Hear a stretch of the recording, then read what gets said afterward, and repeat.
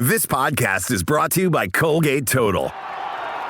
We take oral health as seriously as you take sports. That's why Colgate Total Active Prevention uses advanced technology to help prevent oral health problems like cavities and gingivitis before they start. It's clinically proven to provide 24-hour antibacterial protection with twice daily brushing after 4 weeks of use. So get a winning routine and prevent oral health problems before they start. Shop Colgate Total Active Prevention at a retailer near you. All right, you want to do this? Are we supposed to do a podcast? Is there something in my hair? What's in my fucking hair? Has this been in my hair the whole time? Yeah. I thought you were doing that on purpose. Welcome back to New Heights, ladies and gentlemen, boys and girls, a Wondery show brought to you by WhatsApp. That's right, the app that you can talk to anybody, anywhere, from anywhere, and that's WhatsApp. We are your hosts. I'm Travis Kelsey. This is my big brother, Jason Kelsey, out of Cleveland Heights, Ohio, and University of Cincinnati alum. And doggone, those Bearcats are rolling. They're rolling, baby. They're Cincy rolling. 20, UCF 11. I'm not even sure who we got coming up this week, but the Big 12 is on and popping Oklahoma right State. now. Oklahoma State. That's right. Yeah, they're in Oklahoma State. Man, that's another tough one, man. Big 12, baby. So good luck, Cats. Keep rolling. Subscribe on YouTube, Wondery Plus, wherever you get your podcasts, and follow the show on all social media at New Heights Show with one S for fun clips throughout the week. And Jason, please tell these wonderful 92%ers, our new listeners, what we have coming up this week. 92%ers. We've got another great episode right now. We're going to recap with the Chiefs' big win over the Lions on Sunday night, maybe the worst day in Philadelphia sports history, as well as Keanu Reeves coming on the show. That's right. The one, the only. Neo is in the house. Shane Falco, you kidding me? It's crazy. I don't know how we keep getting these guys, but dude, it's insane. He is. We're going to talk about his new movie, Good Fortune, coming up, as well as him being the best, nicest person of all time in Hollywood. Either way, let's get into some new news. In case you missed it, we dropped our episode with The Rock this Monday. Go check it out if you haven't seen it.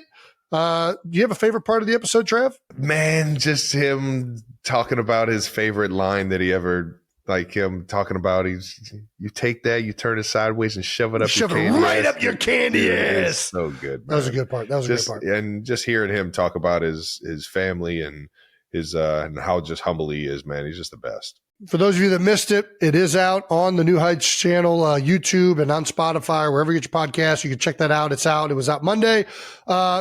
We're also this week going to be bringing back New Heights Film Club in honor of Keanu Reeves. Hey, we will be revisiting the classic film, The Replacements, that is going to drop this Friday. So tune into that if you are as big of a fan of that film as we are, or just like Keanu Reeves. The biggest piece of new news, New Heights might have an official tree. I'm sorry, what? We are now being tagged in video anytime a 92% sees a Japanese maple tree. Are we being tagged, or is Jason being tagged? I think Jason is being tagged. Ooh, Lego. Is that a Lego? Yeah. A Lego Japanese maple. I didn't know those existed. Yeah, they make Lego trees? Do they make Lego redwoods? I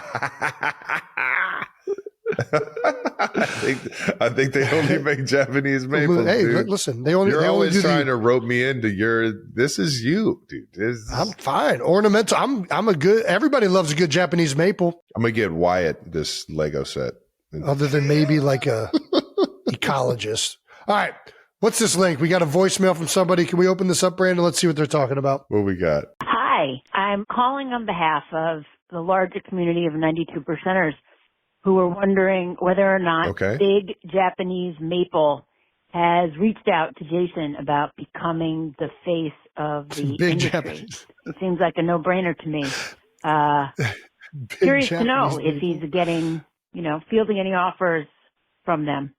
All right. Love you guys. Bye. Fielding any offers. I have not. I don't know that there is a big Japanese maple. I mean, maybe there is. I'm not aware of the people really pushing Japanese maple. I feel like that tree is not as pushed upon as some other ones these days. I don't know. Japanese maple so unique, though. And that's why Kylie loves them. What? That they're not like a part of the big industry of agriculture? Yeah. It's horticulture, right? Or is it forestry? Arbory. I don't know what fucking industry you're talking about. But no, nobody's reached out. Kylie always loves a good Japanese maple, which is all I need. So. It's so good. Please continue to tag us in any and all trees that remind you of Jason. Yep. All right. That wraps up little new news. Let's get into some bold topics to wrap up this week 6 in the NFL. Bold Topics is brought to you by Raising Cane's Chicken Fingers. Yeah. Who doesn't love fucking chicken fingers and that Raising Cane sauce? I don't even know what it's called, but you know what I'm talking about. Yeah. All righty, Chiefs 30, Lions 17, Sunday Night Football. This was football. Listen, this was a game that I think the entire country was looking forward to watching. Lions obviously started off the season a little sluggish against the Packers, but they had been really kicking ass and taking names the last few weeks. Facing off against the Chiefs, who had really started to find the rhythm, even though they lost the previous week. That offense was turning it around. Give us your thoughts, Travis. Initial thoughts on the game. 4 quarters of great football, man, all 3 phases. It looked like in the second half they were shutting down the run and getting to the quarterback, and we haven't had, or at least a lot of people have been saying we haven't been able to get to the quarterback. My guy Charles Omenihu gets in there. Chris Jones is getting after him. Yeah. And it's just the DBs are all, lockdown coverage where they need to be. And, when the defense is playing like that and Pat Mahomes is out here, Texas gunslinger, just shooting it all over the field, man. It's the best, man. It's the best. Yeah. And we were rocking and rolling, had a few big plays on special teams that got us going. And that's a tough Lions team. And I felt like we got after them in the run game and in the pass game. And guys were downfield blocking for each other, man. The energy right now in the building is electric, man. And it's one of the most fun teams I've ever been on. Yeah, that was, watching it, you talk about all 3 phases competing and doing great for all 4 quarters. The defense was, Detroit came out running that thing. They were doing a great job. They put together a great first drive. But you're right. The defense adjusted. They kept fighting. Nothing really came easy. And I think a lot of times the Lions get these big, huge, explosive plays. And the defense tried to make them earn it the entire time. And they had a couple big 4th down stops. They had the second half, it felt like they neutralized the running game a little bit better than they did in the first half. Yep. Nick Bolton mentioned potentially having some tips. Like, it felt like they kind of had a little, I don't know if we should mention that. Should we not mention that? It sounds like they were, it sounds like they had a good idea what was happening. Yeah. It sounds like they, and that's the thing, when you're with Spags and you got smart players, man, you're gonna see these, whatever they are, these little ticks or these certain things that an offense is doing where, if they want to keep doing them, we're gonna be able to get ahead of them. Let's talk about the Chiefs offense, because that was the thing that I think everybody had wanted to talk about through the first 3 weeks of the season. And as of the last 3 weeks, the Chiefs offense looks back, baby. You guys are doing everything well. And the one thing that I think stood out about this game in particular was the ability to run the football. It wasn't like a Rico Dowdle, unbelievable running day for the Chiefs, but it was a consistent, efficient threat that you guys imposed your will. I mean, this is a team we talk about. I mean, kneecap biting, it's a bully, tough-nosed team. They were hitting. They were and filling you guys gaps, yeah. Took it right at it with them, man. It was that first half. I mean, you guys are both running the ball really efficiently, imposing your will on each other. It was a physical game. I think the first half went by in a flash. Yeah. Before I know it, the first quarter was over. It was nuts. Yeah. That's got to feel good, right? Yeah, you get rolling, and especially in the run game, man, it just feeds those big guys up front. Yeah. It just feeds them. It gets them going. It gets them playing a little bit tough. You know what I mean? You start working some double teams, and they don't feel like they're just sitting on an island pass proing. And you can get these big 300-pounders on the attack and down the hill and moving forward and getting after guys, trying to demoralize them mentally and physically. And it's just we got our interior 3 playing so physical and so well together right now with Kingsley and Kingsley's coming on, man. And exactly. And Trey Smith. And then on top of that, Juwan Taylor's playing fucking outstanding. We had a huge Jalen Moore steps up, Jalen man. Moore steps up and has a fucking awesome Hutchinson, game. That's a big task, baby. Yeah. And he answered the bell, man. Hell yeah. And I just feel like when those guys up front are rolling like that, man, it just makes everybody play that much more confident. You know, Pat's not thinking as much about the line. You know, he's seeing the field so clear right now and getting the ball out quick. You stay out of situations that are hard to pick. Like 3rd and long is hard in the league. You know what I mean? Like it was interesting because the previous 2 weeks and really 3 weeks, you guys had started to really hit the big play down the field. And that's one way to stress a defense. Yeah. In this game, I mean, that really didn't happen. You took a couple shots, but really the way you stressed them was by running right at them. Yeah.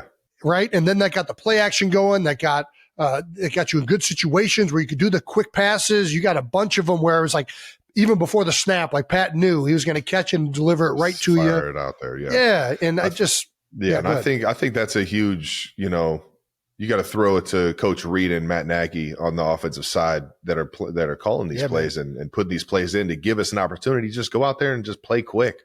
Yeah. Play fast, make them feel the attention to detail and the alertness that we're playing with. And, I think we're rolling like that, and Pat's getting it to everybody right now. You know, everybody's getting a chance to have the football in their hands, and everybody's satisfied. And it's going to have to even be more of that now that we're getting Rasheed coming back next week.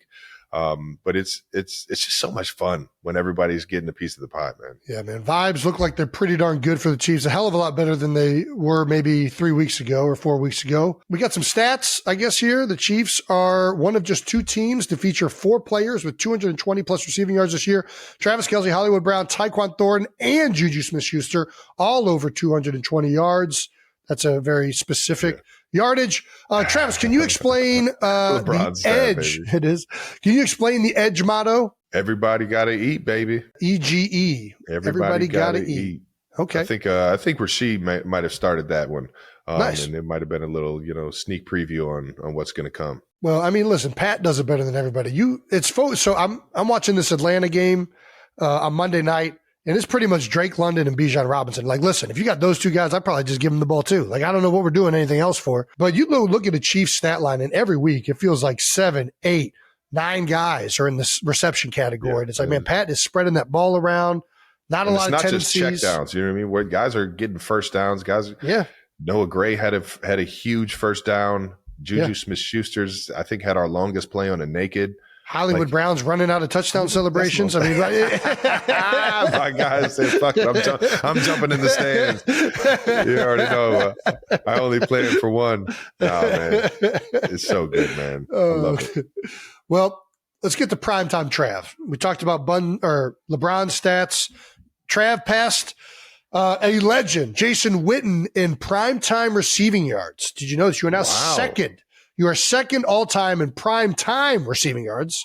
Another very specific category. How does it feel to be the second all-time receiving yards for a tight end leader in that category? It means a lot because I feel like I would love to see how many games Jason Witten played on primetime. I mean, he's played for the Cowboys. The boys are always on primetime. Yeah, they're getting primetime for sure. Since the beginning of his career, to the Listen, end. You've had a lot of primetime games too. You're the fucking Kansas City Chiefs. You guys are on you played on every day of the week other than Tuesday. Like that's the only day you haven't played on, right? We're America's team, Jason? I'm saying you've had some primetime games. So don't act like you guys aren't getting opportunities. You've had some opportunities. Who am I second behind? You got to be Tony, right? That's the only person that makes sense. But he didn't have a lot of prime time, did he? What are you trying to say? He was on the Chiefs when they weren't very good. The Chiefs, when Tony was there, not the same as Chiefs of recent. I don't know. Them boys was cold in 03. Who are we second behind? Do we got that, Brandon? I want to know who we. Take a guess. Receiving stats. Who do you think? Oh, it's only receiving. It's not tight end. It's just second receiving stats. Who do you think it is? Oh, Jerry Rice. There you go. Bang. Yeah, sorry. I thought it was just tight ends. All right, that's an easy answer. Thank you. It's always receiving numbers. How far behind him? You got to be Miles. 49ers, they were in some primetime games. You're miles behind Jerry.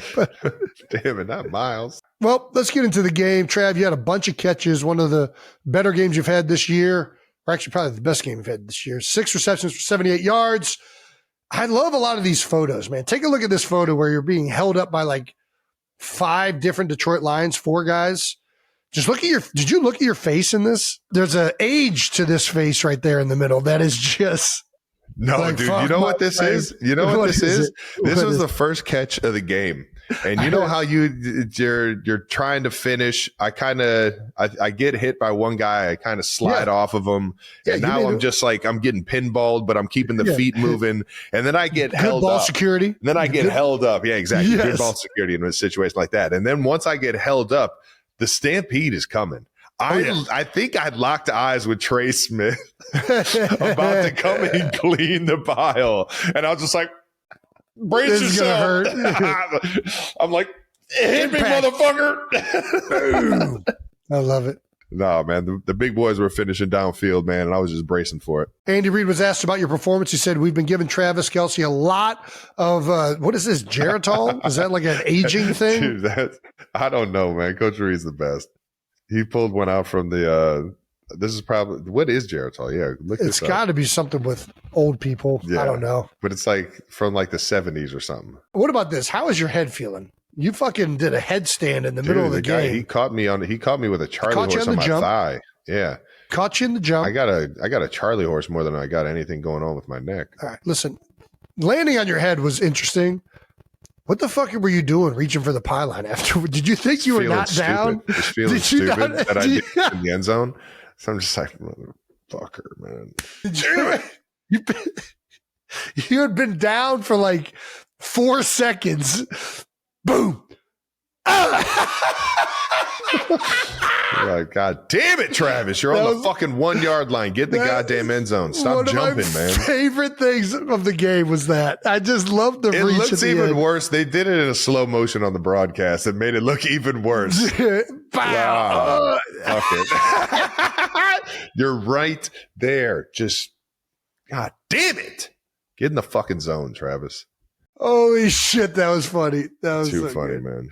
Man. Kingsley Suamata took you out after the Hollywood Browns touchdown. Yeah, that was fun. Kings is the man, dude. Everybody was just out there finishing downfield, man. Listen, when you're in the end zone, it doesn't matter what's going on, man. I love the way you fall on this too. Yeah, I was just like, fuck it, let's go, man. Get a little extra shove on Kirby right there. Can we talk about the hurry up after the catch? Is this smart football? I think it is. And I noticed it on the broadcast. Well, it's definitely smart football. And I kind of looked at Pat and I was like. So this is what I wanted to talk about because I saw you give like a very subtle, just like something with your finger. Whereas a lot of teams, they'll do like this big old, like this huge gesture. And that signals right away in the opposing coach, like, hey, they're trying to get this snapped off because he doesn't think he caught it. A lot of times you'll see a challenge in that instance. Do you guys talk about this? Do you try to make it subtle? Or is that something that you just did instinctually? When I caught the ball, I felt the ball hit the ground. Right. And that doesn't mean I didn't have possession of it. Correct. I'm saying like it's in my hand, ball hits the ground. Or as I'm going like, down, okay, and this I'm is questionable. I don't know if they're going to try and at least give this a chance. And now it's out of our hands and it's in the question. Booth. You know what I mean? So I'm like, in my mind, I'm like, it might be smart if we just did a quick, you know what I mean? It's the first down. Might be smart if we just get up here and go. And I think everybody kind of felt the exact same way. I'm not going to say it was like we did it because I was like, hey, yo, let's do it. But I was even thinking what the coaches were thinking on that. Usually the coaching point is if there's any doubt, right? Like if you have to wonder, like, did I catch that or not?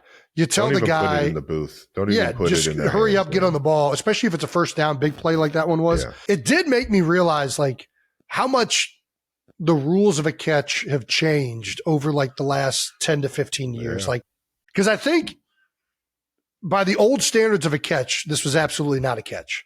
Because you used to not be able to touch the ground. Like the moment it touched the ground, they would call it like, hey, that's trapping, not a catch. But now you really don't lose possession. Like your right hand slips off of it, but your left hand maintains full contact and the ball doesn't really roll. Grips the entire time. So like in my heart of hearts, do I think you maintain possession the entire way? I don't think so.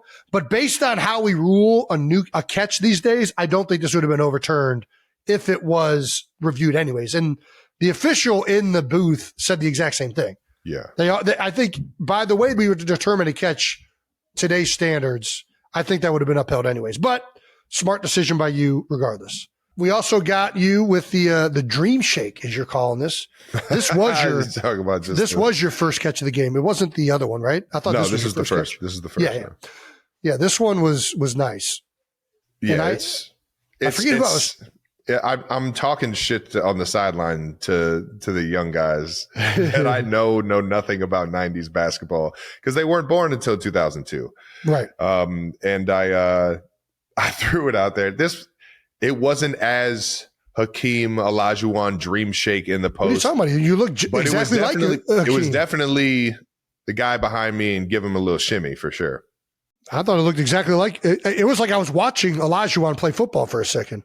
Shut the fuck up. Look at that. Shout out to KG. Kevin Garnett also had a little bit of this shake in his post-up game. See, that was just me in high school, man. Give me the ball in the post. That's what I was saying. They don't want to see me in the post with my back turned. I was talking to somebody on Monday night. I can't remember who it was, but they asked me, how does your brother feel that? And I'm like, I think he just takes a picture before he turns around, like where those guys are at in his head. And he knows timing wise that they're going to be on him when he catches the ball. And he just takes that little jab step. Like, what is your thought process? Like, what causes you? Because you obviously can't see them. What causes you to be able to do that? Jason, I got eyes in the back of my head. No, you're not Cam Scadaboo. You don't have, you can't see that well. Fields. What? I know exactly. I look up at the Jumbotron right before I catch it. I don't buy it. I'm not buying that.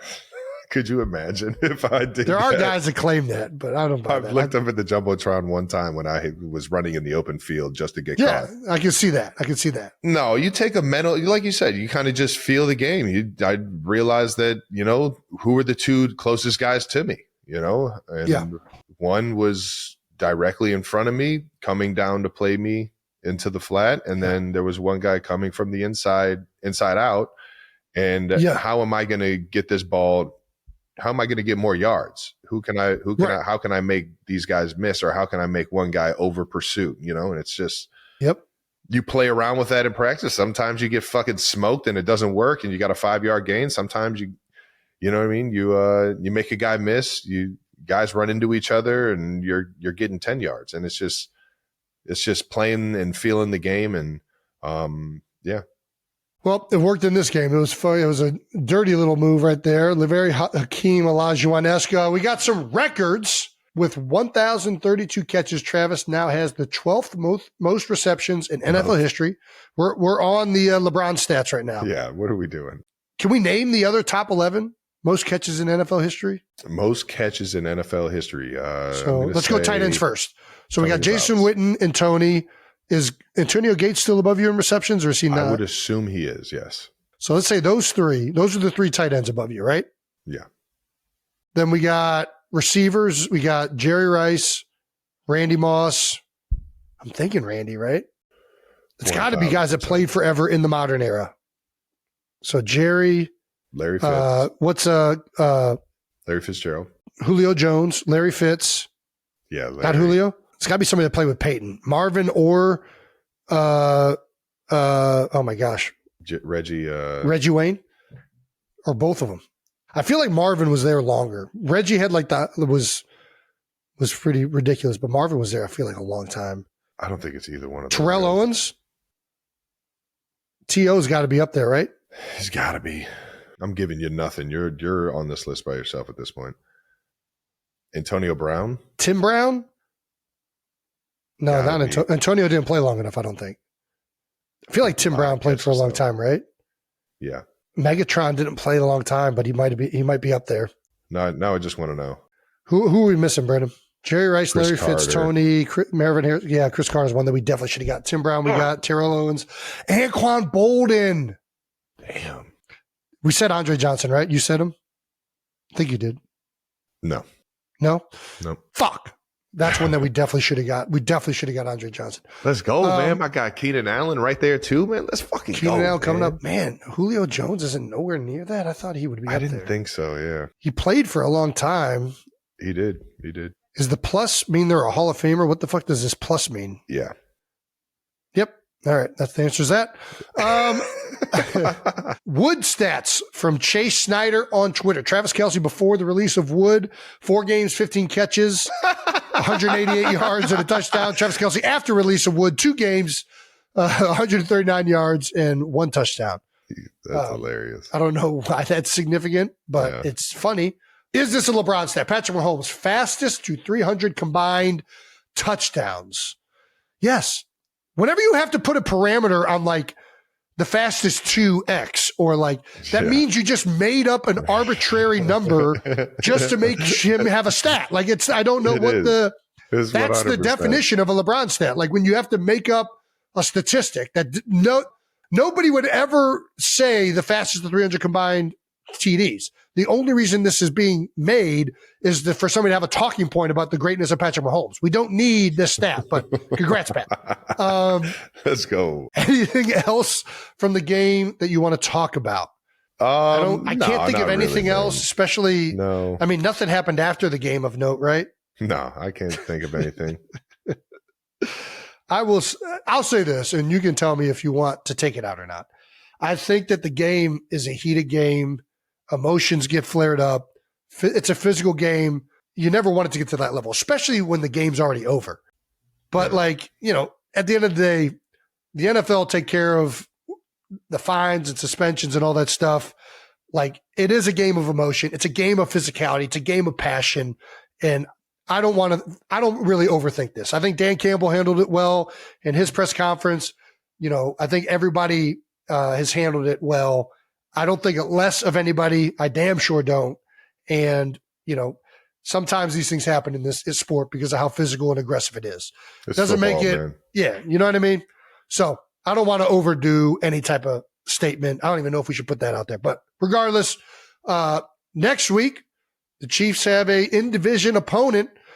We got a little Chiefs-Raiders action. Raiders week, baby. Let's go. Fire me up, man. Doggone. And it's return for somebody you guys have been long awaiting and anticipating as players and as fans. Rashee Rice will be back in the lineup officially. I'm just happy to get my guy back out there, man. He could put this shit in the fucking past. Rashee is such a good dude, man. When all this happened, I gave him a shout and let him know, man, listen, we know who you are as a person. Don't let the world, drag you through and make you feel like you're any less of that. And he's one of my favorite people and one of my favorite teammates I've ever had in the building because of how he attacks the day, how he lives his life, his generosity and his work ethic, and how much fun he has playing this game. And I'm excited for him to get back to what he loves to do the most, and that's play football. Listen, everybody makes mistakes. This was a big one, and he served his punishment for it. Yeah. And you got to just move on. That's the only way you can approach it. You know what I mean? And we're about to get the most ferocious version of Rashee Rice, man. I cannot fucking wait. This guy has been sitting in meetings, listening to plays being dialed up, and I just know he's ready to get in on the action with us, man. And he's one of the best energy guys on the field. He plays with passion. He plays with physicality. You can have him, block in the run game. You can have him when he gets the ball in his hands. He's finishing. He's running through arm tackles. And it's just he's such a vital piece to have outside of just being a great receiver, man. And I can't wait to get back out there and rocking with him, man. And it's interesting. He's coming back. I think when I was thinking about him coming back like 3 weeks ago, I was like, how much, he can't just be back. And I don't think it can just be the Rashee Rice show. Like, as good as he is, I don't think it can be that. That's not just going to be the fix. But now with the way you guys are rolling and some of the players that have emerged between Tyquan Thornton, you're getting the run game going. Juju Smith-Schuster adds a lot to the game. I really do think, like in the run game and all these little things, man. He is an underrated piece. He really is, man. It, dog. I know there's that picture of my guy going around, but listen, he's an agitator for sure. And he gets after people in a lot of different phases. Rashee coming in there he's coming in at the right time, man. It feels like a lot of things are clicking. Worthy's back. You got the razzle-dazzle plays back in the lineup, and now you're going to have this, premier guy brought back into the building. Oh, yeah. It just feels like everything is clicking right now with the Chiefs. I can't wait to watch next week and see what it looks like. So good luck to you, brother. let's get to the rest of week 6. Let's do it, big dog. Some of the other big stories around the league, starting with the Eagles, baby. It's a tough one, man. Oh, do we have to? I'm sorry. I'm just upset that now we have to talk about that Eagles game. Listen, Jason, we don't. All right, we're skipping it. No Eagles talk. Yeah, they're in fucking timeout. No, get your shit together. We'll talk about you on the show. God damn it.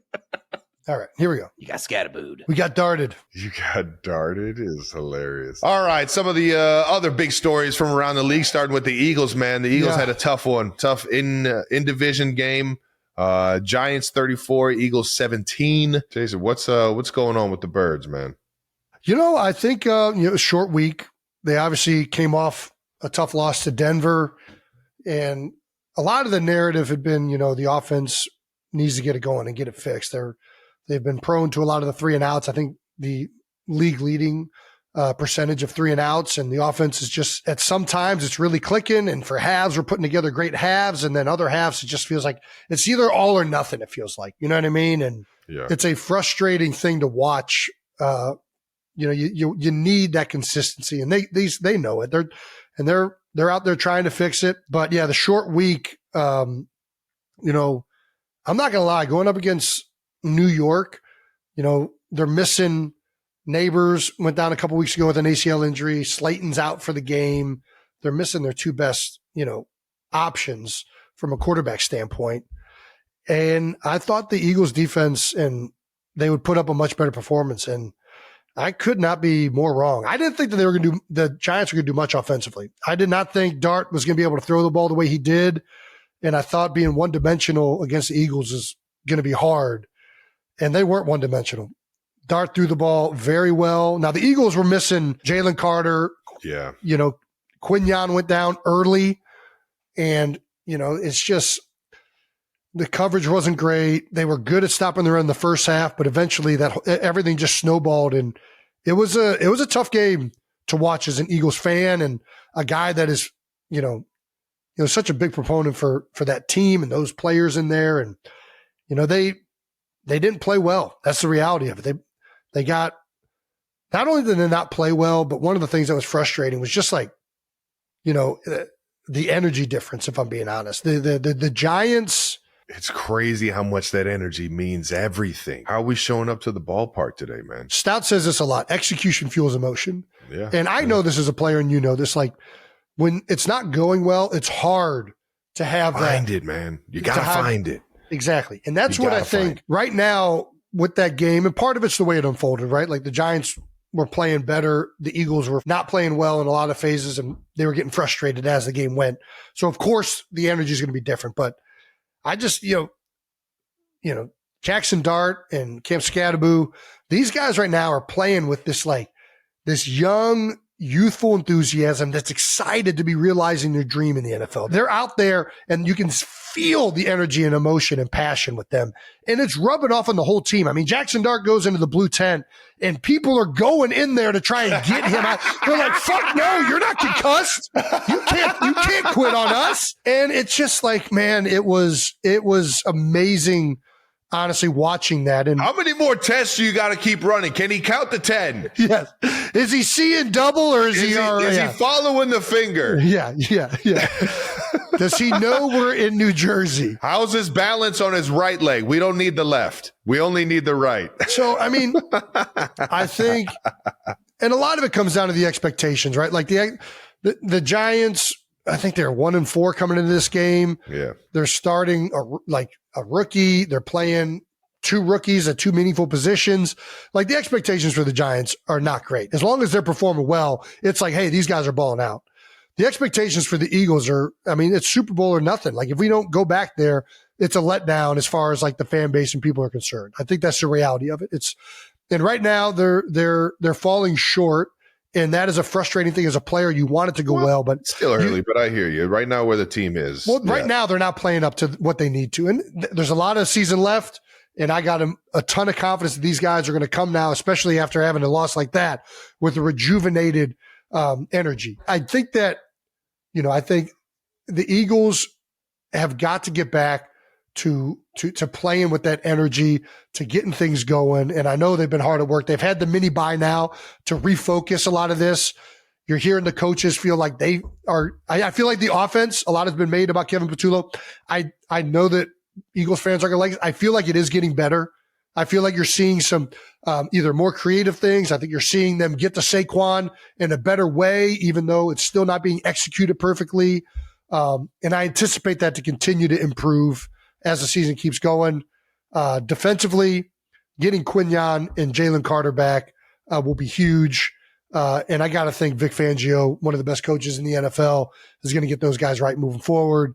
So, yeah, it was a frustrating game to watch. It was a frustrating game to watch as a fan and as a former teammate to a lot of these guys because you know where they've been. You know what they're going through in these moments. And it's but at the same time, this is where great players are made, man. It ain't when shit's going right. It isn't when the whole world's telling you how great you are.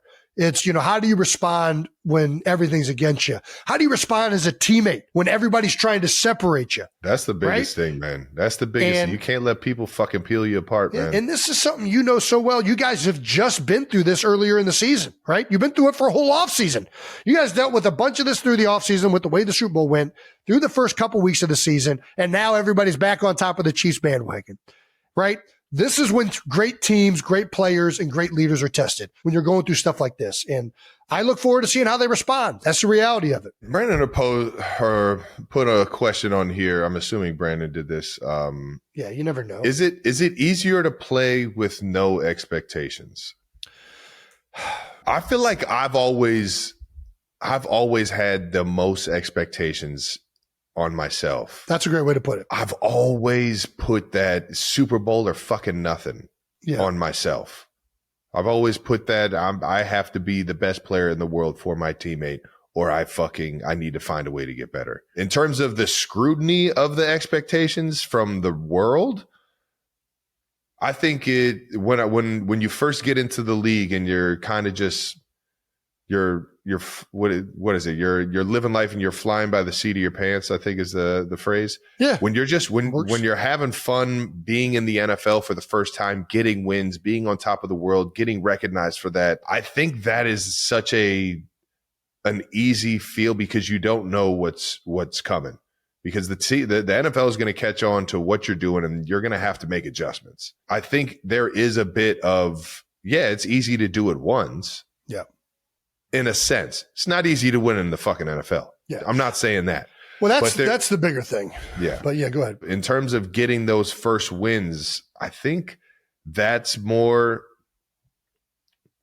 easier task than to continue to stack wins, stack seasons and meet those expectations than it is to exceed, maybe some expectations that you set for yourself when you haven't been in that boat. You touched on two things that I think I really love. One being the best players are internally motivated. Yeah. Like if you're finding motivation from the exterior fan bases making noise, whatever it is, you're never going to be one of the best players in the world. That's just not the way it works. The best players in the world want to be the best players in the world, and they can't live without being the best players. Like that's how they fucking operate mentally. That's just the reality of it. You're the hardest person on yourself than anybody else can throw it down on top of you. But I also think that is it easier to play with no expectations, or is it? I think part of this is a little bit of a fallacy where like it's easy for anybody to put one great season together, right? It's not easy to have one great season, but it's easier to do one great season than to continually repeat on that great season, whether it's as a team or as a player. Sustained excellence in the highest level of any profession is incredibly fucking hard. Mm-hmm. You have to, it's incredibly hard to continually find new ways to have success after everybody is trying to beat you in the NFL. And the expectations only come once you've climbed the mountaintop, once you become a great player. So of course it's harder once those expectations are out there to repeat, because it's harder to have sustained excellence than just have a one-off fluke season or a few games. Yeah. I don't know that it's a fair question. Yeah, like, I hear you on that. Like it's easier when there's no expectations because nobody is saying anything. You don't have that on top of yourself. Yes, that's true. But I don't know that it becomes actually harder because of the expectations. I just think, it's harder to keep rolling the dice and fucking hitting sevens every single time. Like eventually you're going to fucking hit harder to hit a 6. Yeah. I was about to say, It's harder to roll the dice and continually hit the point, right? Eventually you're going to hit a 7, right? The sustained excellence aspect of the NFL or any top of your field is extremely hard. And it takes a dedicated work ethic and a great team and great leadership to continually come back to the table and win. And all of you guys out there that just heard Jason give a fucking great speech about don't give up on the craps table, that doesn't mean go out and gamble tonight. No, go gamble. Go have some fun. Just do it responsibly. Yeah, I mean, it's harder from an outside noise thing with the expectations, but I don't know, man. Fucking expectations. I'm just trying to fucking win the day. I'm trying to block outside zone here and fucking reach this nose guard. That's my expectation. Yeah. I ain't focused on this other bullshit. Literally. A rough day for Philly last Thursday. Obviously the Eagles lost to the Giants, but the Phillies got knocked out of the playoffs, man. Extra innings. Cities in history to have their NHL team lose, NFL team lose, and MLB team lose in the playoffs and be eliminated all on the same day. Yeah, only been done twice, and it's both times it's been done. It's both Philly? Fuck. Yeah, Philly last Thursday, and then Philly also on October 16th, 1983. Only two times this happened in history, according to Greg Harvey. Which we will take his word as gospel because that's what we do in these days. What a time to be alive. Yeah. I mean, there was something else in here. You guys must have deleted it, but like was Detroit's day of like the Lions. What was it, Brandon? You had it in there. Lions, Michigan. Yeah. And who else? Tigers. And Tigers, which tells me you know nothing about Detroit because Detroit is way more riding with Michigan State. You fucking dumbass. No, I'm sorry. This is definitely a Spartan city. That's fine. These fucking wine drinkers from Ann Arbor. No, fucking Detroit is riding with Michigan State. I would like to apologize to the city of Detroit. I'm sorry. I'll wear that one. That's on me. That's my fault. Sorry, guys. Sorry about your Tigers. My bad. Do we want to keep hitting on this game? I mean, this picture is fucking iconic. I mean, just two fucking lovable idiots. I just think it's the best, man. I fucking love this shit, man. This is fucking.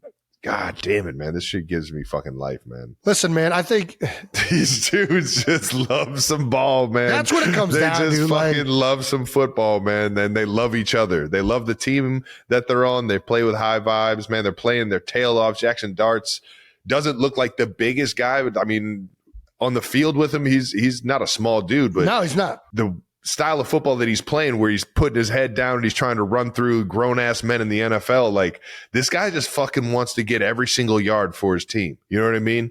And I agree. I think Scadabo's doing the exact same thing with every fucking rush that he gets. Yeah. He's looking for contact on runs. Oh, yeah. And it's like what that does to like your team when you have success, man. It builds you, man. It just gives you gives you the juice, man. When this whole first thing started happening, I was kind of I don't know if I was being a hater. Like, yeah, we'll see where energy is going. Like, I don't know.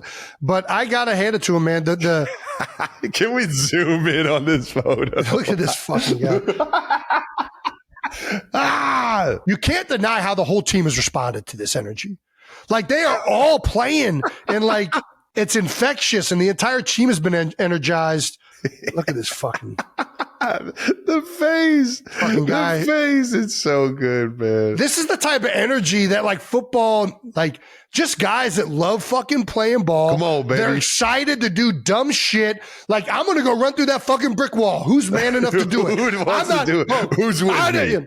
I don't give a fuck. What front was it? What coverage was it? What did the linebacker do? Coach, I just fucking ran straight as fast, as hard as I could and didn't stop moving my feet. That's a fucking mentality that a lot of the NFL is missing right now. And they lost it when they kind of got rid of fullbacks a little bit.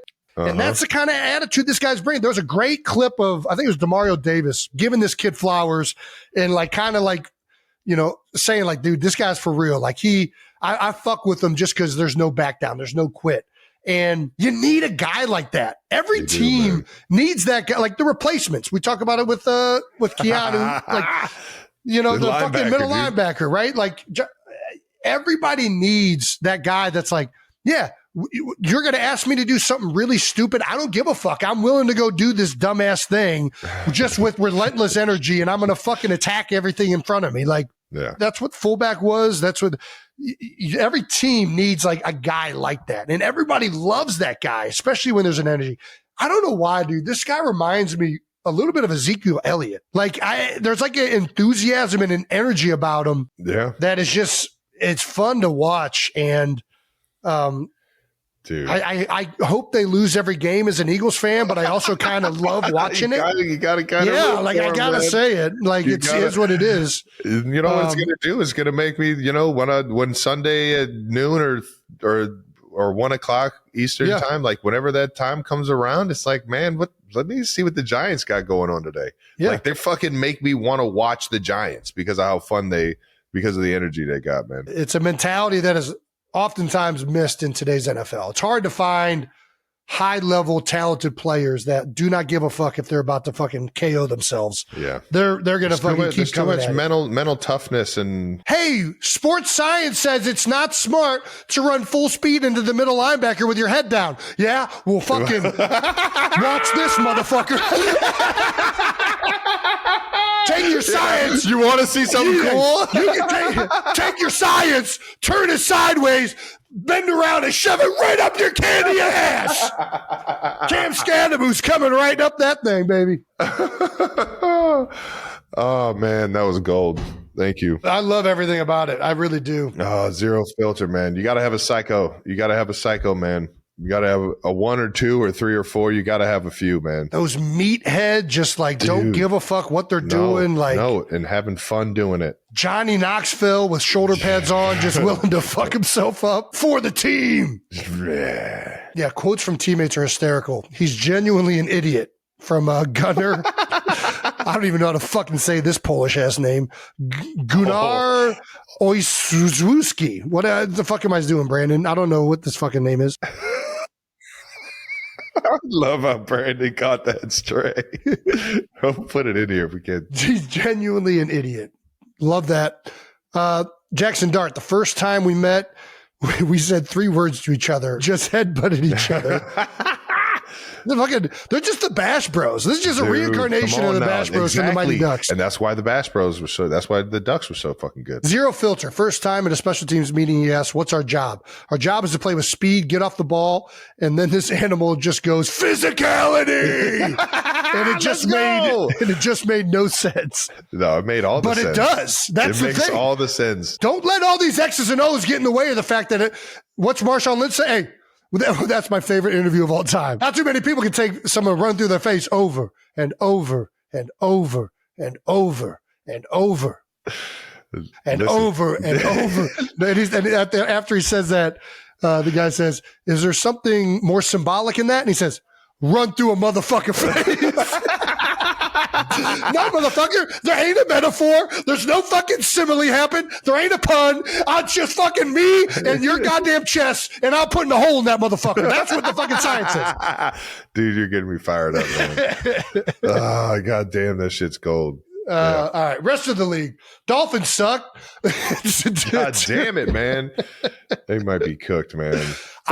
Even the Mike McDaniel's Mike McDaniel's press conference is just like, he knows they're cooked. Like there's zero hope happening right now with the Dolphins. I just don't even know what to take of them.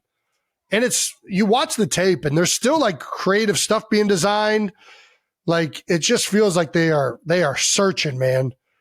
The line is struggling to block a lot of that stuff.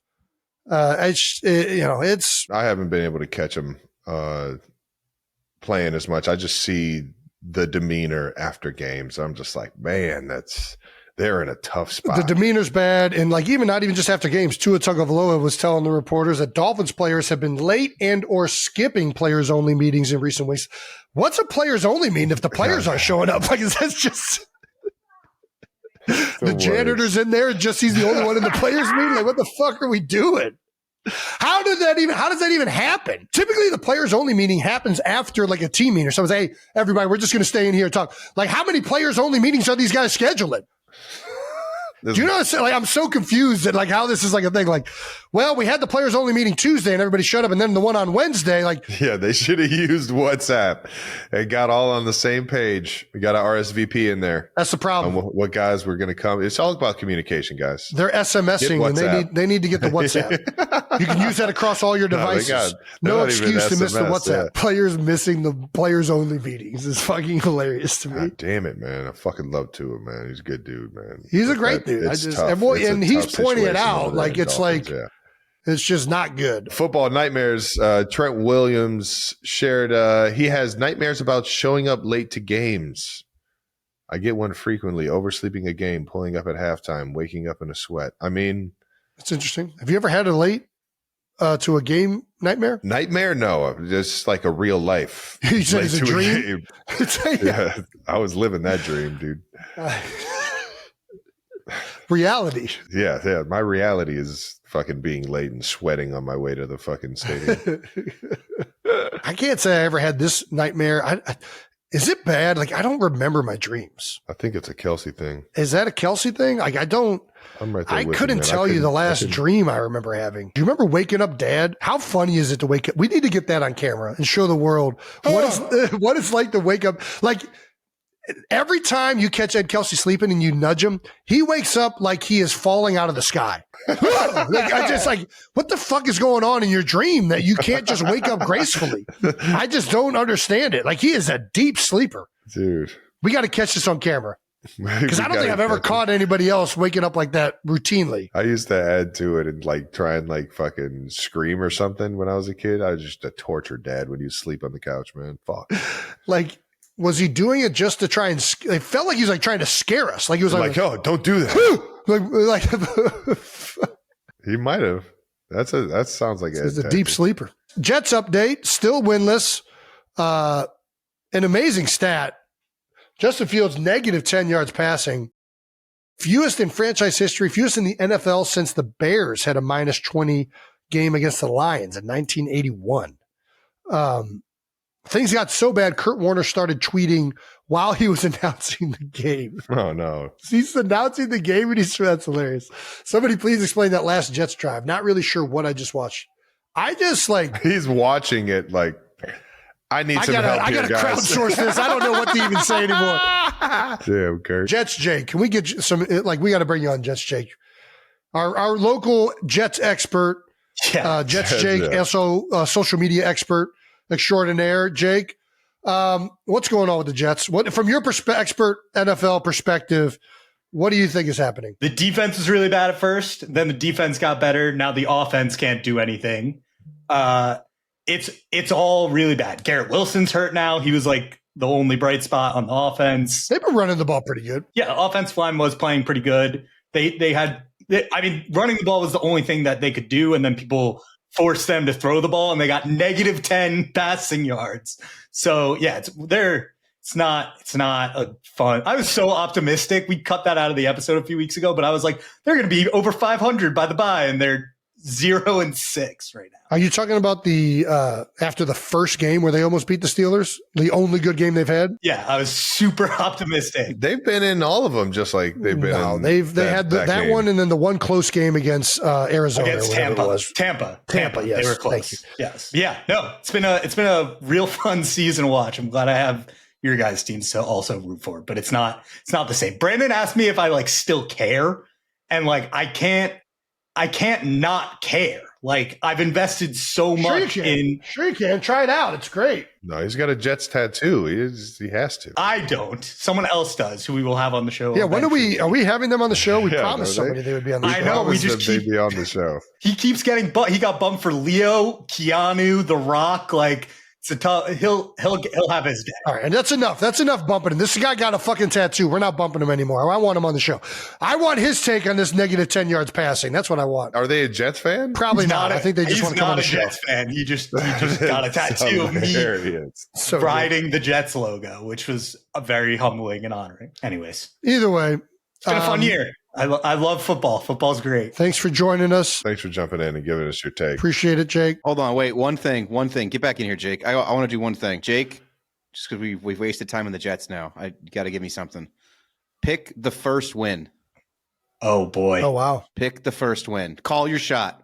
Babe Ruth pointing to outfield. Call it right now. Do it. This is gonna look really bad really quickly if I'm wrong, but like Carolina has been horrible on the road.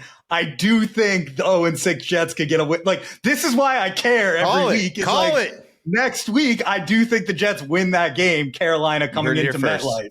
All right, so we'll see you next week, Jake. Lock it in. See you guys. See you guys next week. We'll get an update next week. Thank you. Truly amazing in the face of such horrid. Jake is a sick man. Evidence. The ability of Jets fans to negate what they're observationally looking at is truly remarkable. Thank you, Jake, for your input. Thank you, Jake. No problem. We are officially a third of the way through the NFL season. So let's take a look at where we're at so far. All right, who's good? Toughest division. Toughest division might be the AFC West. I don't know who else. NFC North, probably. Lions, Packers, Bears got a big win against Washington. There's a lot of bad. What's happening in the NFL? It is a crazy year. I don't know what's going on. There's not really any team that feels like they are like the juggernaut. No. Feels like it's wide open. Bills losing last night. Dude, nobody. Lions looked like they were starting to get it done. Then you guys go out there. I mean, the Chiefs kind of feel that way, but they're 3-3. I don't. It's a wild year right now, man. The Colts are 5-1, but they haven't played anybody.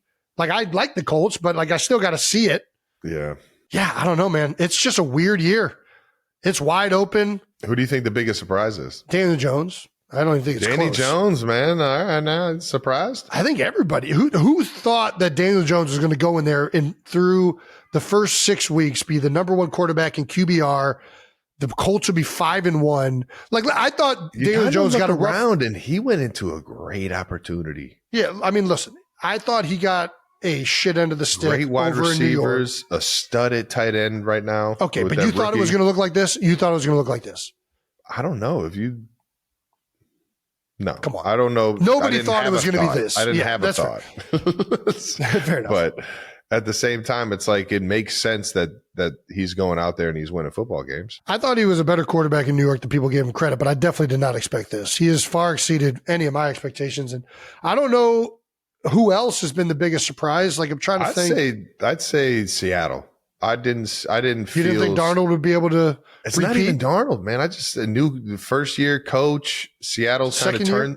Is it second year? My bad. Seattle. Yeah. They traded DK. I'm like, what does that team look like with the new quarterback and a second year coach? And sure enough, man, I saw it firsthand in preseason. I'm like, man, this team's got juice. This team can run the fucking football.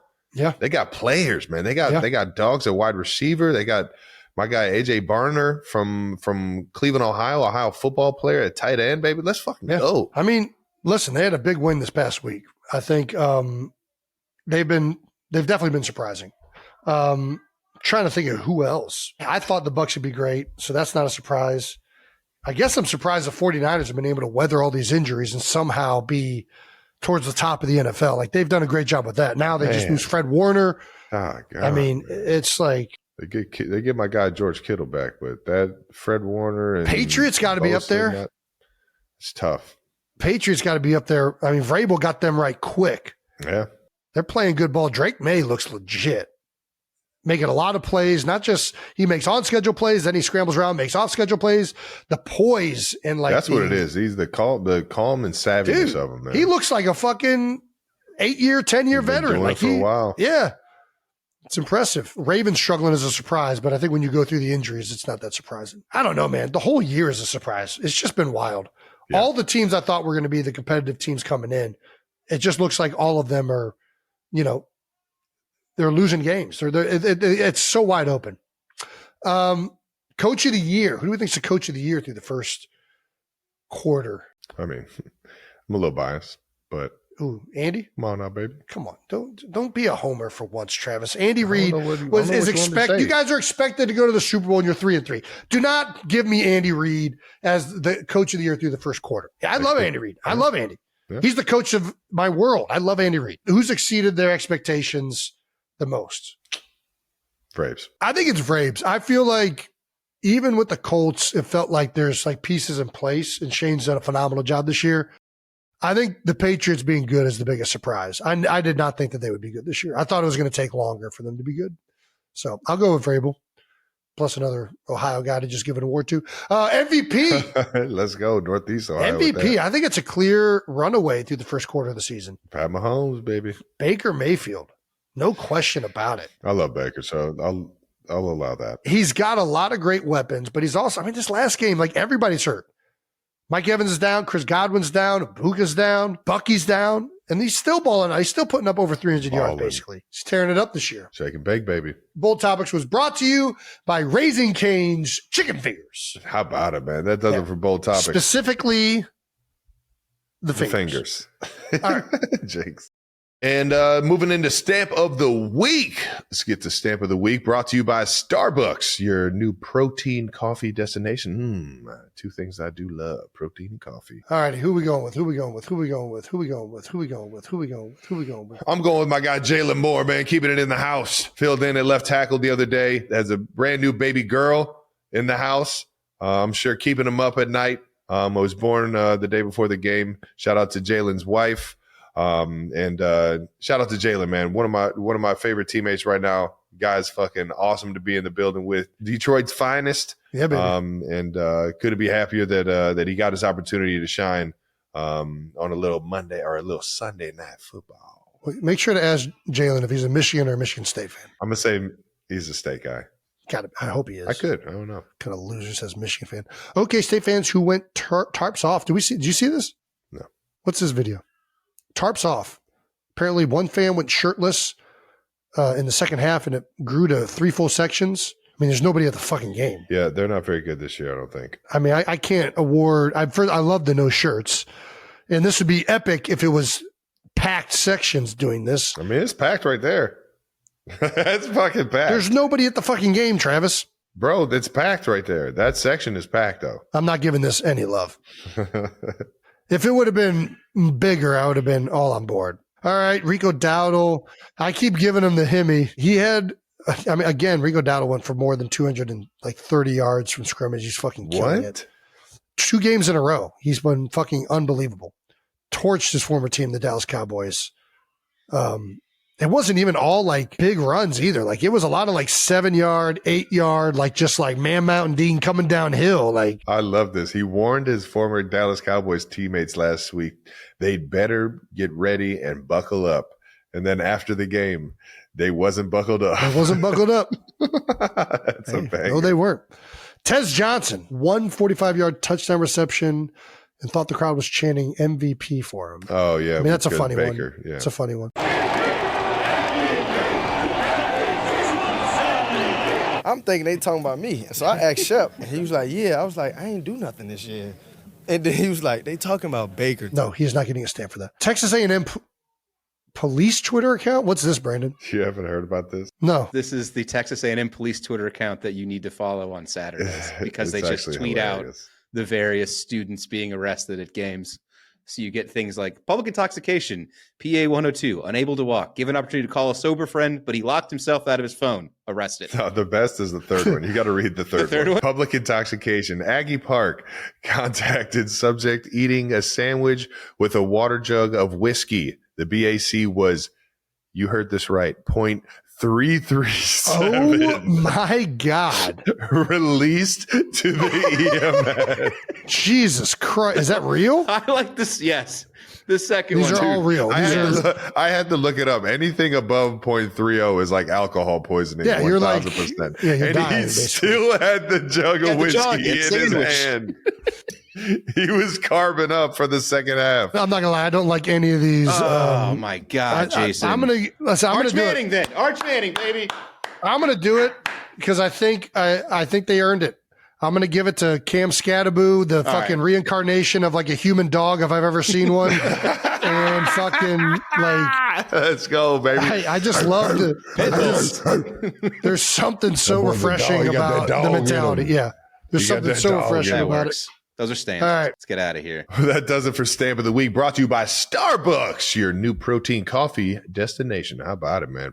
All right. It's time for the conversation you probably have been waiting for This entire time. Ladies and gentlemen, Keanu Reeves. Our guest today is 6'1" actor from Toronto, Canada. New York Times ranks him as the 4th greatest actor of the 21st century, but he's number 1 in your heart. You know him from The Matrix, John Wick, Point Break, Speed, Adventure, The Replacements, and many more. And coming soon, now his new movie, Good Fortune. 92%, please welcome Keanu Reeves. Let's go! Jason.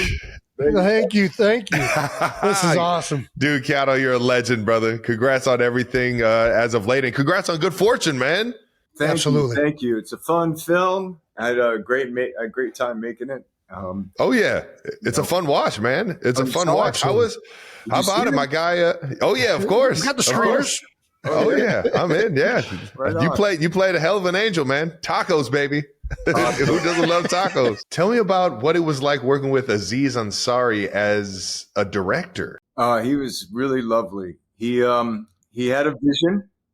He invited me to the vision, and then was really collaborative. You know, I'd go to his house. We'd work on script. Did some rehearsals, some read-throughs. Worked with he and Seth Rogen. Legends. And so then he just kept working on the script, trying to make it better and better, get his kind of the tone and what he wanted the film to be about. And I really appreciated him inviting me into that process through the character Gabriel. Do you want to tell us a little bit in your words about the film? I mean, I know obviously you're an angel. It feels like a very the trope has very much been done before of like, you know, does money solve happiness? But I feel like you guys did it in a little bit different way and you shed a more truthful light on it, I guess. Yeah. I mean, it's like an angel comes down trying to do better. He swaps Aziz's character who's kind of having hard times and he's sleeping in his car. And with Seth Rogen, who's kind of venture capitalist, doing pretty well off. And in the typical kind of body switch movie, the guy, kind of I expect Gabriel expects him to see how the other half lives and that money doesn't mean anything and it's really about something else. And in this film, it's like, well, no, actually money can help. It's so good, dude. It actually does make a difference. So good. Yeah, it's like, makes a difference. Why would I go back? He actually says, why, dude? Can you make me go back? And I'm like, technically, no. And I'm like, but you're not that kind of guy, you know, you're taking someone else's life. And he's like, yeah, well, then let me just do it for a couple of weeks. Yeah. But through that journey, because then, of course, I'm kind of screwing up. I'm not supposed to switch these lives. And then when he doesn't want to go back, then I basically get fired. And you de-winged, man. And then I have to become human. And then I go on this journey of kind of seeing how they both are. That's some of my favorite parts of the movie is you having to now be human and realizing what food tastes like. Yeah, food. You know what I mean? Breading, a hamburger, chicken nuggets. And that was fun. I found it pretty funny because I feel like of all the celebrities, of A-list celebrities, when I think of them, you seem the most like down to earth, like figuratively and literally.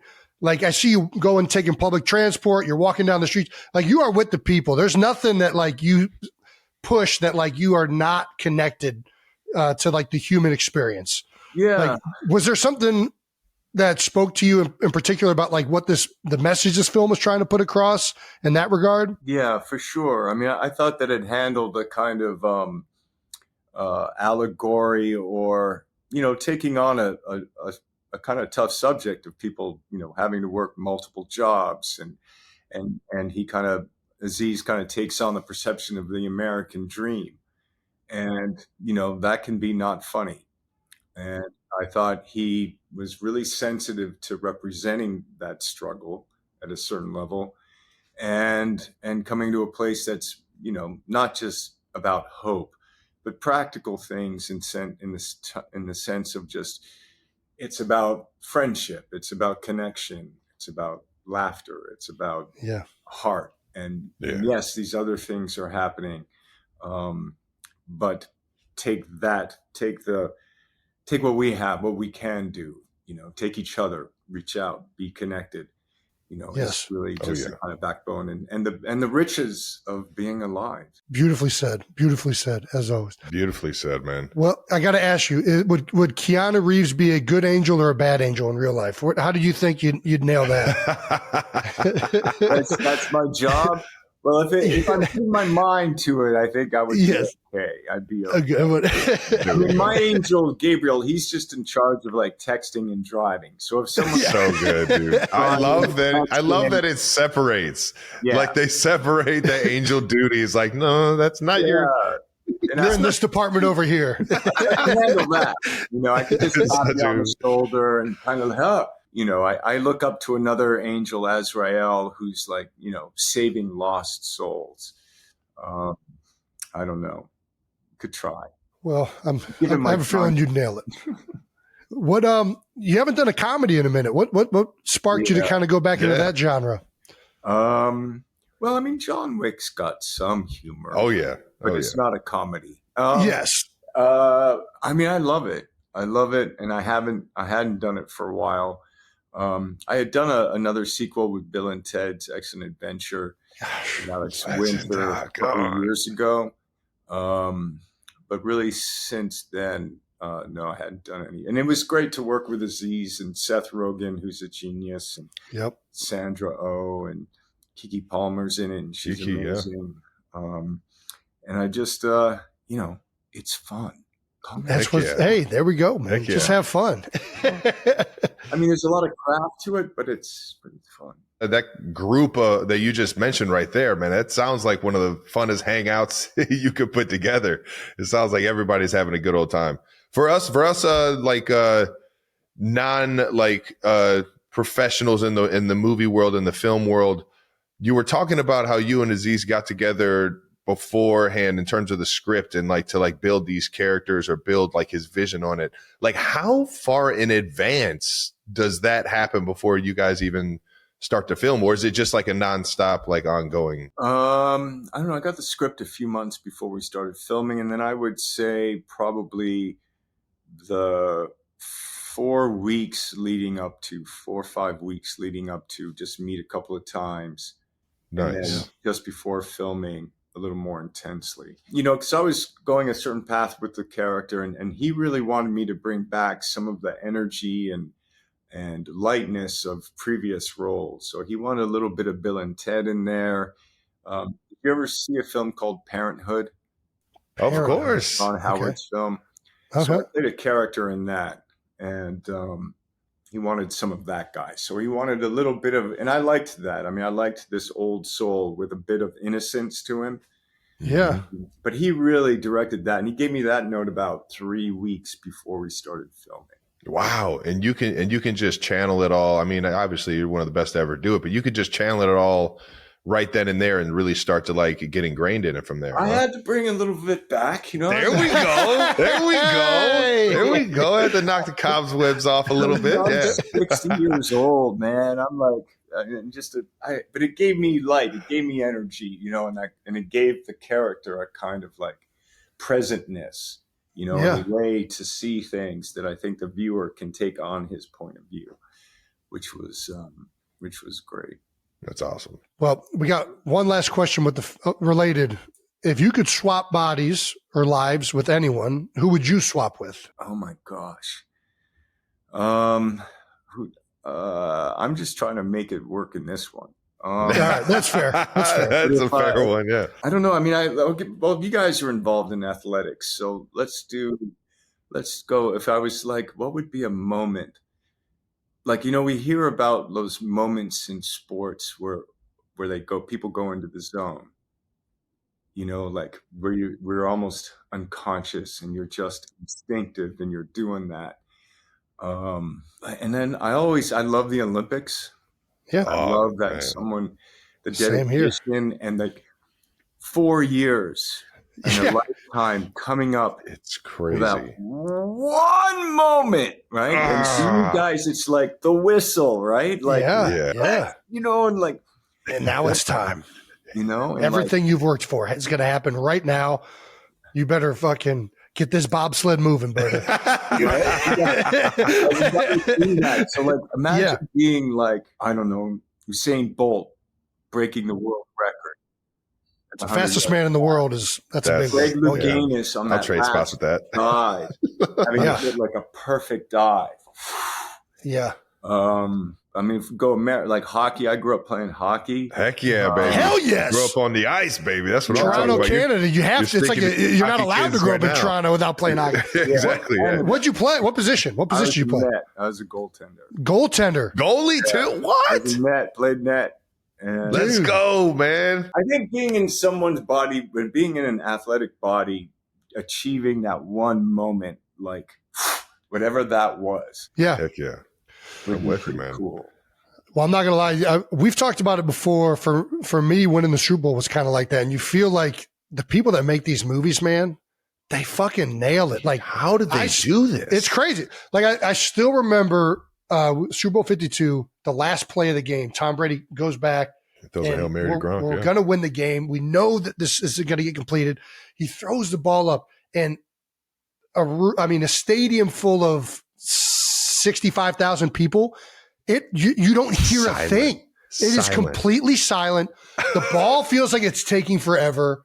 Finally, it falls. Somehow, while it's in the air, there's violins playing. I didn't hear that, but I remember running on the field, and I'm like running on the field. Is this game over? And you still don't. Your senses are so in the moment of like what's happening up here that they're blocked out. Like you don't. Until I saw everybody else celebrating, then it almost like the sensation like rushes in all at once.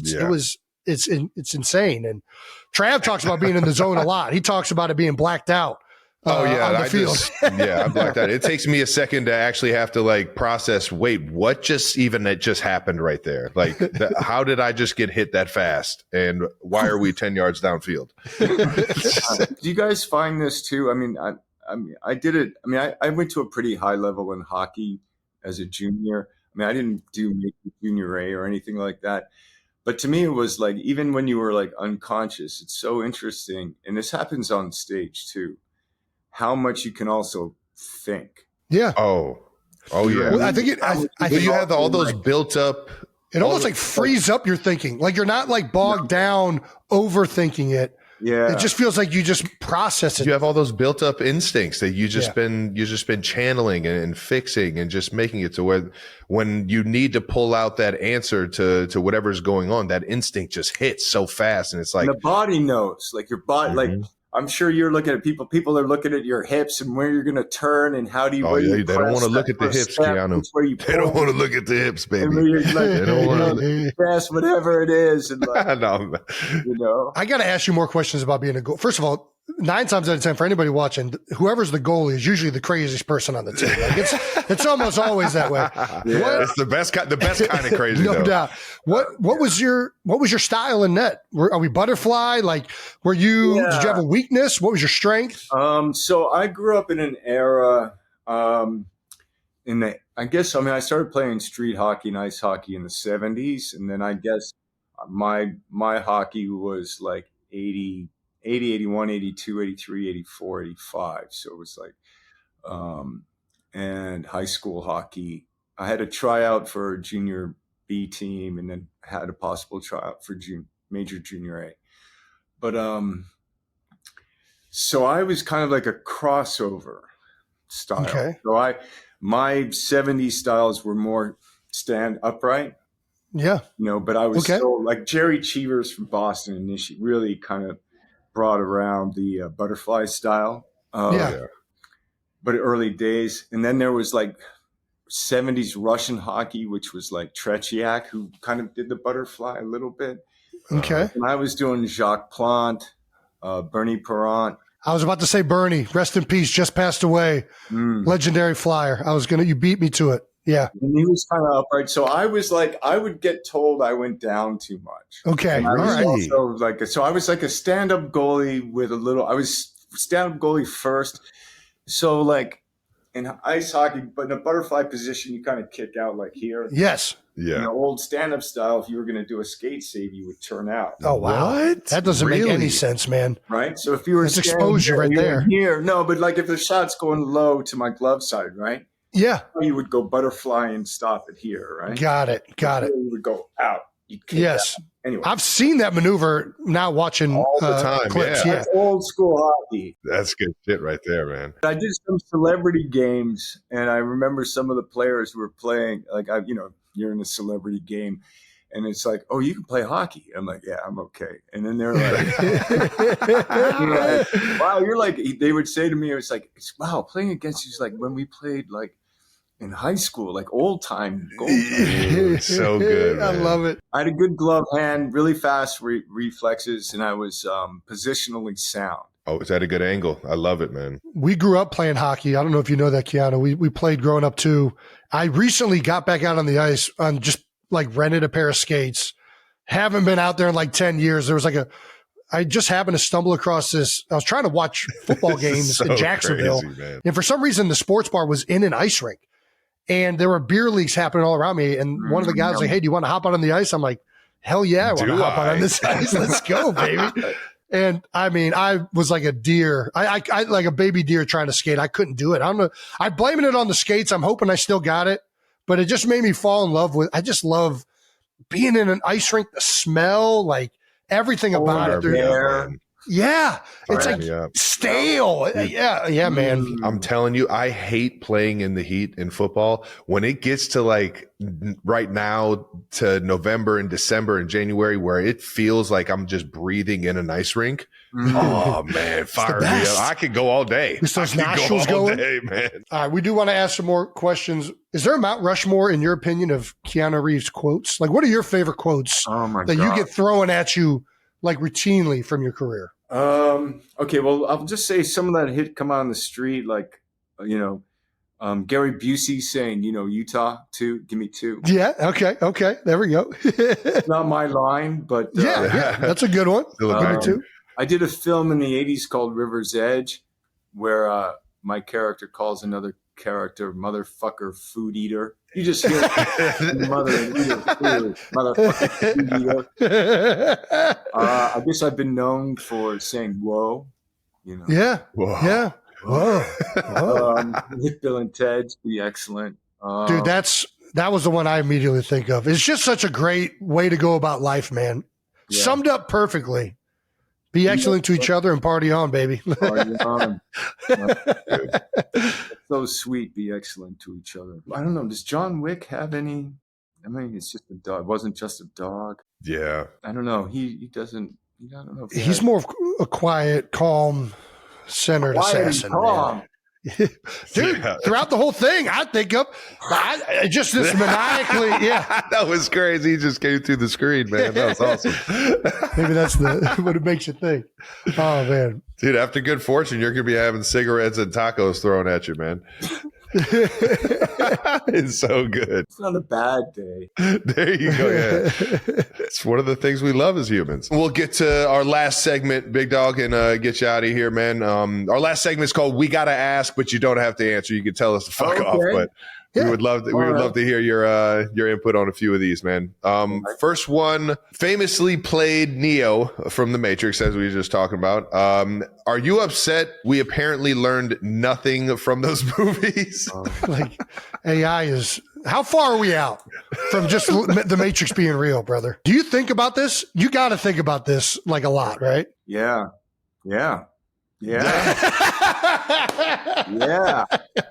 Yep. It doesn't seem like we're like moths to the flame. It's like we can't help ourselves. We just gotta, if we can do it, we'll do it. And we're doing it, and we don't know actually what we're doing sometimes. Yeah, that's what it feels like. What are the ramifications? What could go south here? How far does this go? Are we already there? Are we already in a simulation? I go back and forth, man. I choose to believe no, but yeah, I don't know. Maybe I've just watched The Matrix too many times. There you go. Yeah. Yes, I mean, The Matrix kind of is like gives a lot of, especially in the first 3 films a lot of weight to reality. What is real? What is real? And a lot of power to that question. And I remember a few years ago, I was at a dinner, and the host had a couple of kids, like 15, 12, 13, 15. And one of them asked me to explain the plot of The Matrix. And I was like, well, I play this character, and basically trying to fight for what's real against, a simulation. And this young person goes, well, like, who cares if it's real? No way, man. And I was like, oh, okay. All right. Yeah. That's one way to look at it. Yeah. Yeah. Where it's headed. That's where it's headed. And it's like how we're going to value those that matter and who will care. Well, it's crazy. I'm on the side of real. It's crazy, isn't it? Anyway, is there another one? I'm on the real. I'm on the real side, man. Yeah. All right. In lighter note. Okay. In Point Break, Patrick Swayze does a lot of his own skydiving. Are you known as your own stunts kind of guy? And like John Wick, obviously we've seen all the action movies. Like, do you do a lot of your own stunts? Yeah, I like to say, because it's true, that I don't do stunts. Okay. Fair enough. All right. My son Double Jackson Spidell got hit by a lot of cars. I didn't get hit by him.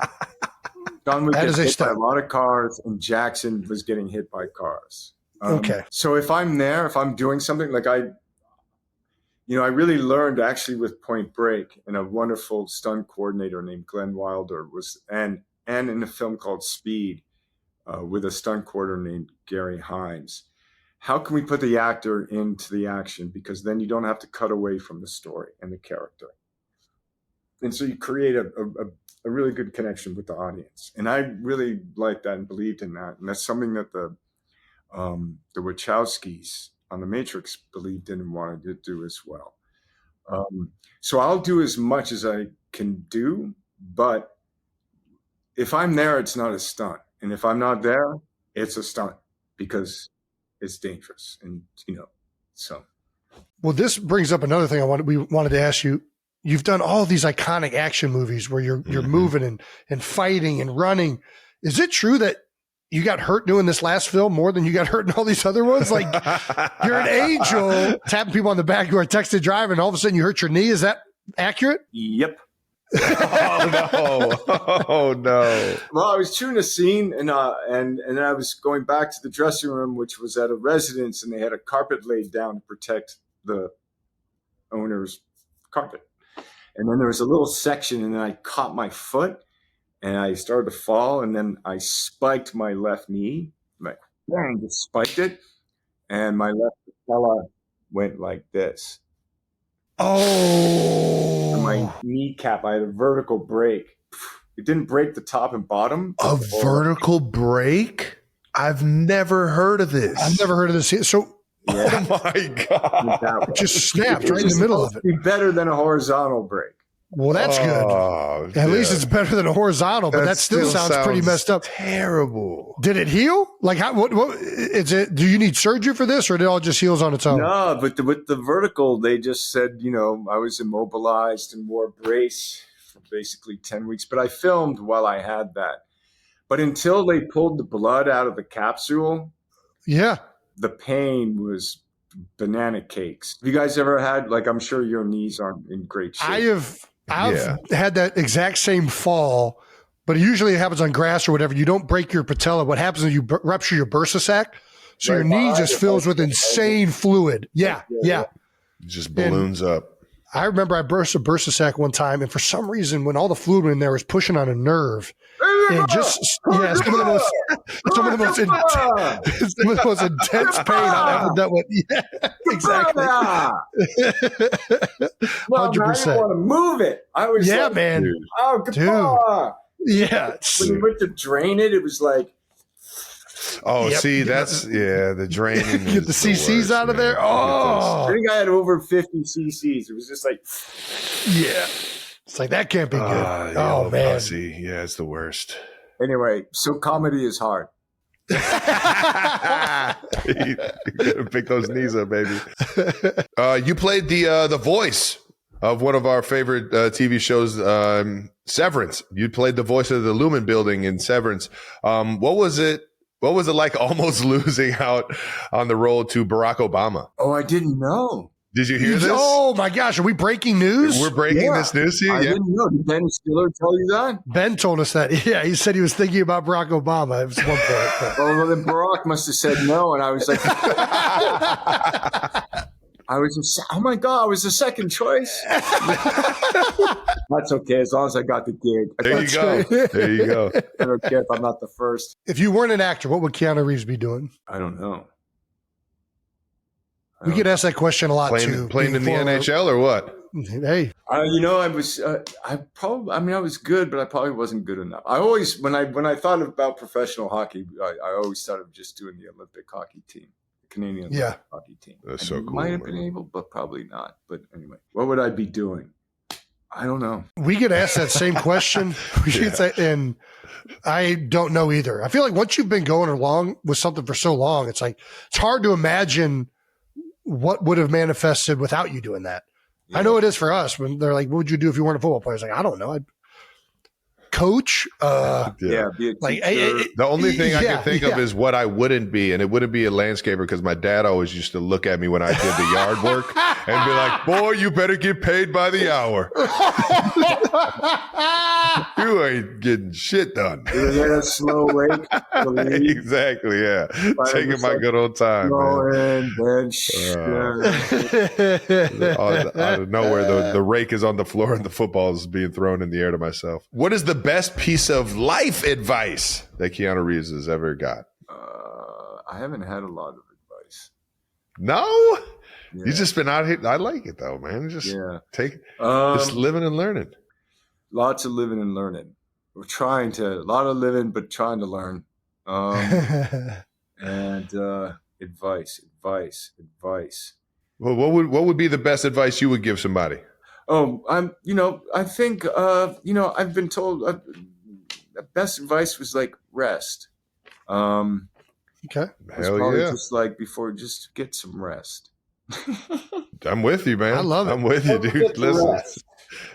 There's nothing better than putting your feet up after you've been working your fucking ass off, man. Dude, if you're looking for advice, putting your head down and going to sleep is sometimes some of the best things you can do. I mean, I guess maybe that's not good. It is good advice, but I think it's great advice. Yeah. Especially if somebody's looking for advice, because then they've been thinking about it, right? It's like, man, how can I solve this? What can I do? And 9 times out of 10, once you're in that state, it's like, all right, let's take a second and rest. Take a rest.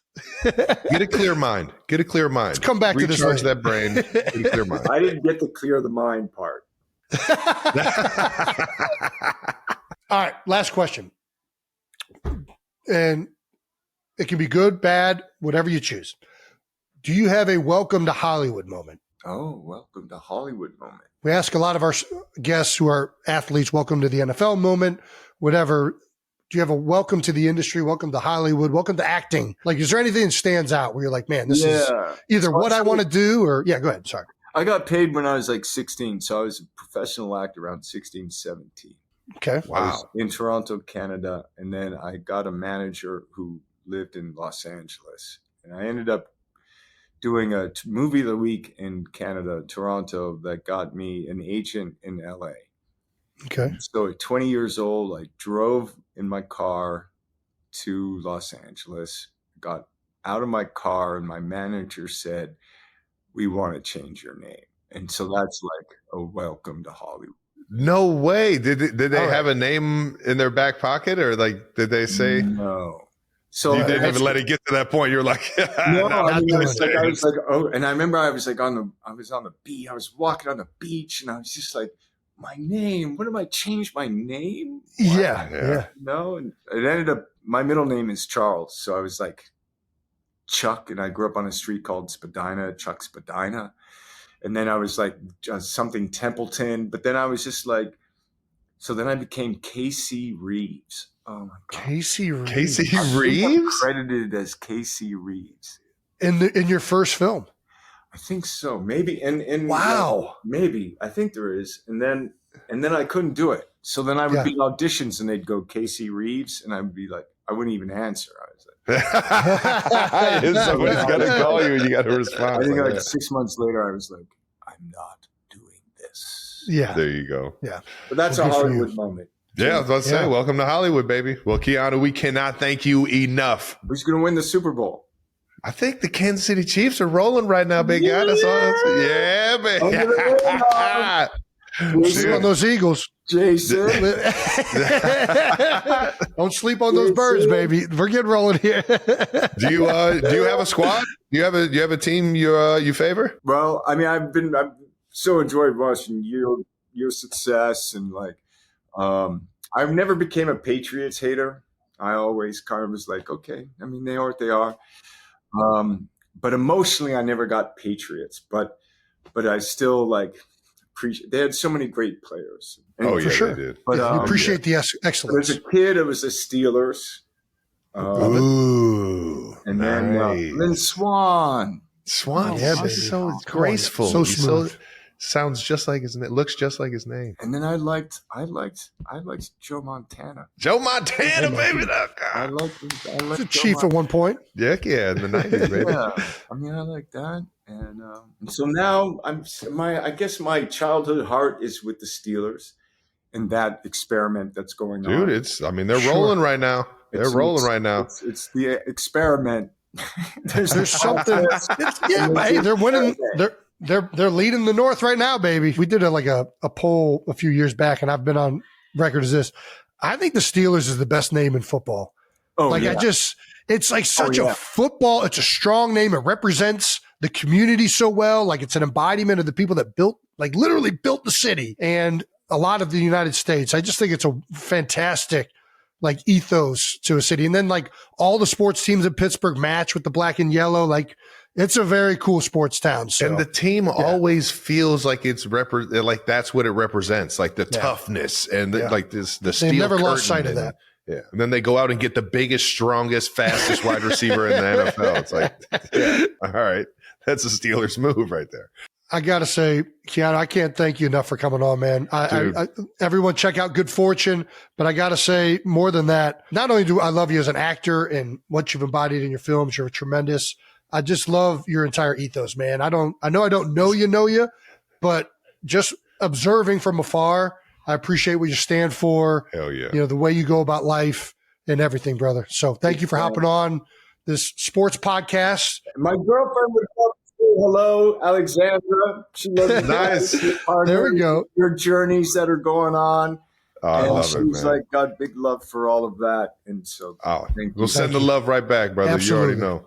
You just knew from what everybody says, you just knew he was about to be the smoothest cat that we've talked to yet. He's such a good dude, man. And now I really, really want him to come out to a Kansas City Chiefs game so I can hang with him. Did not disappoint. Fantastic human being, unbelievable actor, unbelievable football player. Shane Falco. You can't tell me he couldn't have won a Super Bowl with that Ravens team. I mean, listen, I got full faith. Full faith. Ex-hockey goalie, tough. I mean, just hand it off. Who was it? Jamal Lewis? Just hand off to Jamal Lewis? Was it? How fascinating was that to hear him talk about the style of goaltending, stand up versus butterfly versus from the 70s to the 80s. When he was saying, I was like, that sounds like Bernie Perron. I feel like he's speaking about Bernie Perron right now. He said it. I wanted to get a Patrick Waugh reference in there, but that's a way different style. But yeah. Do you remember, Dad? I remember one time I'm watching the Avalanche because that was the team I liked because we didn't have a team in Cleveland. Yeah. I was a huge Peter Forsberg fan. And I remember Dad kept calling Patrick Waugh Patrick Roy. Yeah. That's I was like, Dad, it's Waugh. And he's like, nah, I'm American. That's Roy. He's such a prick, man. Alrighty, that wraps up another episode of New Heights. Reminder, we are dropping the Replacements Film Club presented by Reese's Pumpkins, the best kind of Reese's, if you know, you know, on Friday with Keanu Reeves. Stay tuned to the end of this episode for a sneak peek of that conversation. Make sure you subscribe to the New Heights channel on YouTube and follow New Heights on the Wondery app or wherever you get your podcasts. You can listen to new episodes of New Heights ad-free right now by joining Wondery Plus in the Wondery app or on Apple Podcasts. You heard the man. Once again, New Heights, a Wondery show brought to you by WhatsApp. Everybody get on WhatsApp and get connected to each other and be able to use the app and all of its amazing abilities. Follow the show on all social media at New Heights Show with 1S for fun clips throughout the week. We're going to have a few of them from our episode with Keanu Reeves, man. Casey Reeves, thanks for showing up, man. Appreciate you. Appreciate the time, the stories, the insight in the acting world. And everybody go check out Good Fortune, October 17th. Thanks to the New Heights production team. We love you guys for making us look way better than what we are. And to all the 92%ers, thank you for tuning in. We'll see you next week. Yeah, baby.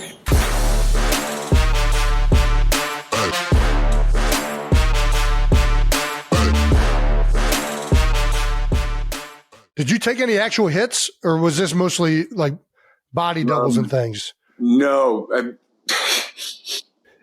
They were like, a couple, like when we would run plays at full speed, they would come in and basically they were all like, don't hit the guy for the reason that we're all have a job.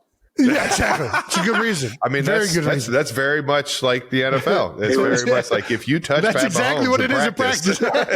You are fucked. You're probably talking yourself right out of this fucking Don't hit the guy who's helping us get paid. That's right. That's how it works. Golden rule, baby. I think you were one of the most convincing film quarterbacks of all time. Yeah, and that's one of my favorite movies to watch. Is it true that the Ravens wanted to give you a tryout after this movie? That's absolutely nonsense. I don't know, man. My release would have obviously been lefty was like I don't know why, but we tend to have a lower release.